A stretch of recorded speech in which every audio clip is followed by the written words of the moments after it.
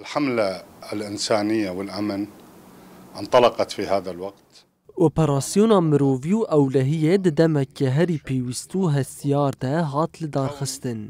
جبر کو داعشت واندمین داویه ده خو جنوبا چالاک دکر. دوی ام لسدما چالاک بونا داعشه بنرن گلو او سدم چنه. از وی که دبیجم کو ایریشون گفین بردوام این دولت او ترک آداگر کر زندی بونه ددن داعشه. هدف گرتنا بنسازیا هریما باکور و روشلات سوریه تبدکه و خزمتا چتین داعشه ده. آرمانجا ایریشین دولت او ترک آداگر کر تکبرنا آرامیا هریما میه.